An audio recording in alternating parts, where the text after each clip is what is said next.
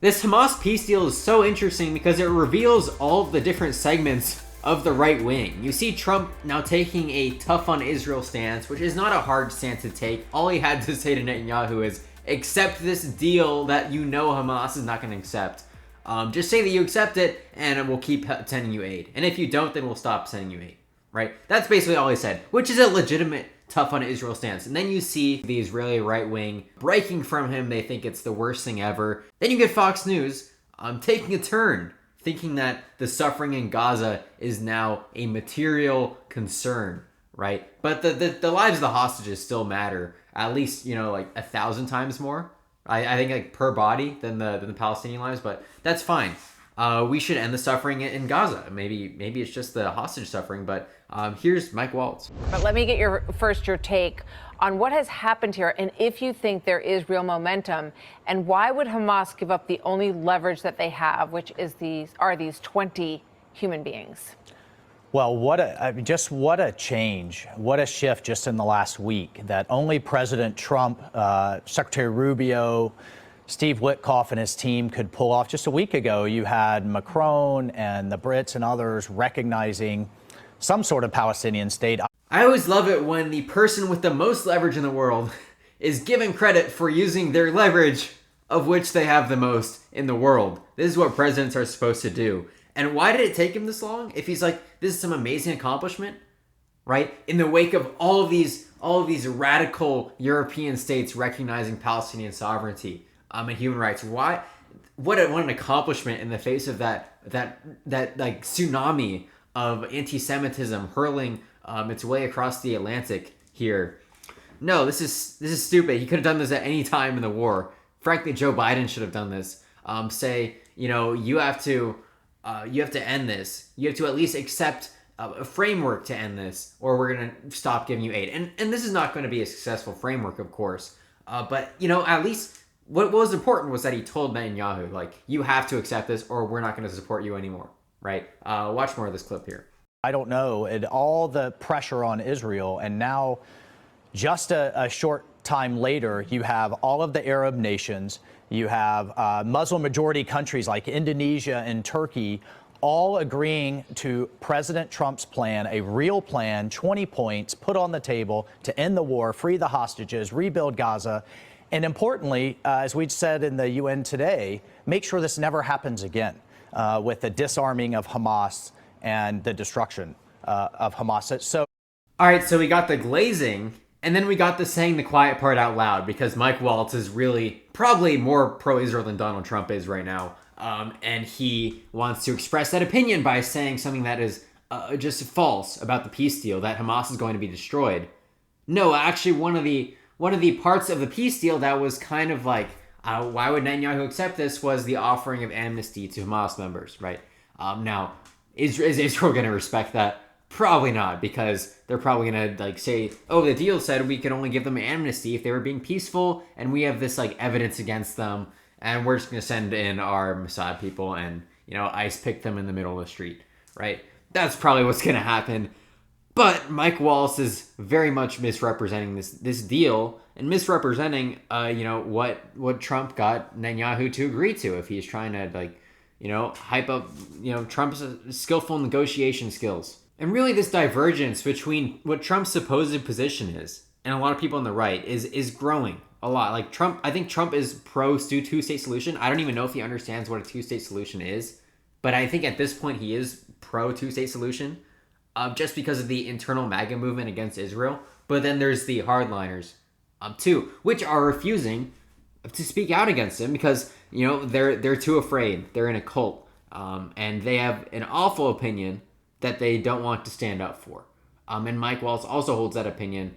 He's against these European countries calling for a two-state solution, even though Trump's plan in and of itself calls for a peaceful coexistence, which implies a two-state solution. In the past, Trump's first term was the most anti-two-state solution term you could have possibly dreamed up. But I think I don't know if Trump has independent thought, so he can change his positions in a very fluid way, right? Obviously recognizing Jerusalem, that basically killed. It legitimized an occupation. It killed any hope for Palestinian sovereignty over any of that area. right? Golan Heights, not much better, right? It's just a land annexation, right? At the end of the day, it's going to be about making sure this can never happen again. And the message that came loud and clear from the Oval Office this week, where, by the way, the president had Prime Minister Netanyahu call the Qataris and apologize right there from the Oval Office for that strike, is that this has to get done, and it's going to get done, as the president said, the easy way or the hard way. So the suggestion in the Axios reporting is this. Trump told Bibi Netanyahu in no uncertain terms, take it or leave it. And leave it means we walk away from you in terms of agreeing to this plan. You know, this is the plan, and there were some changes made on the edges by both sides in terms of what we understand. But it appears, according to this piece, that the president has lost some patience with the leadership in Israel, and that he wants this done, and he does not want to hear that that they're not going to stand by this plan. What do you say to that? Well, Prime Minister Netanyahu said it right there from the White House. No president has been better for Israel. And Zelensky would say no president has been better for Ukraine than Donald Trump, right? This is what all the world leaders say. But if you have a position, right, this just goes to show how screwed Israel is as a society. Like, Donald Trump is apparently of the left in Israel. Although Israel does have a pretty functioning democracy, I will say that.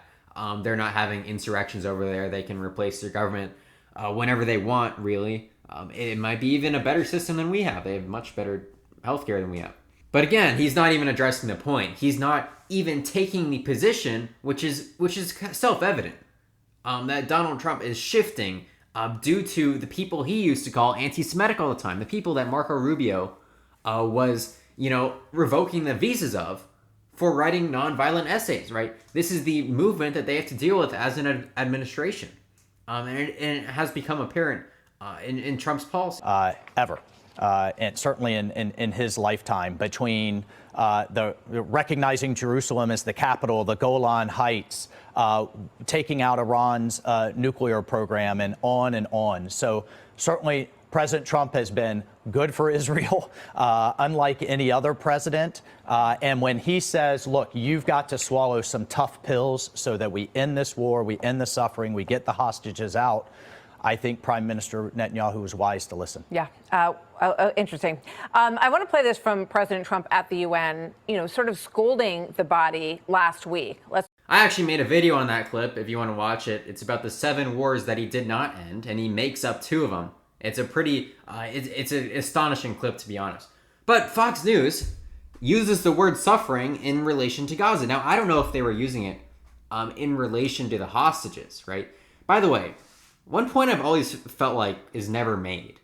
It's like, are people realizing that Israel is literally valuing Jewish lives like at multiple tens of times higher than Palestinian lives? Like, if you are going to use the logic that Hamas militants are to be killed at a 4-to-1 civilian to militant ratio, right? And that's acceptable. That's moral.